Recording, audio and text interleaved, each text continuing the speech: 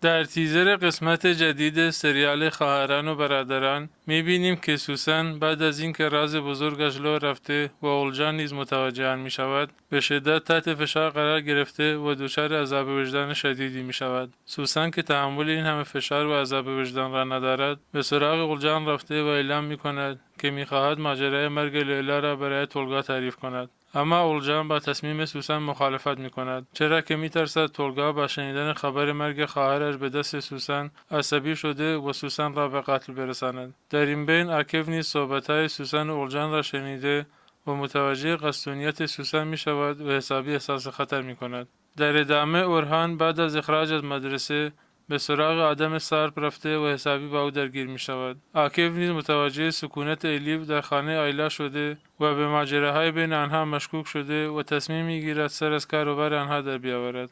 احمد و سوزان نیز وارد رابطه عاشقانه شده و دست در دست هم و مثل زوجهای عاشق به گردش و تفریح می روند. در تیزر همچنین شاهد برگزاری یک مراسم فشن شو هستیم و همه بچه‌ها با لباسهای لکچری و با کلاس در فشن شو حاضر می‌شوند. در فشن شو قرار است بین آسیا و یاسمین درگیری‌های اتفاق بیفتد و در پایان هم می‌بینیم که سوسن تصادف وحشتناکی می‌کند و به یک ماشین برخورد می‌کند. هنوز معلوم نیست که یا تصادف کار عاکف بوده و یا اینکه سوسن خودکشی کرده است و یا چه اتفاقات دیگری افتاده است و هنوز معلوم نیست چه بلایی قرار است بر سر سوسن بیاید و آیا سوسن در این تصادف زنده میماند یا خیر.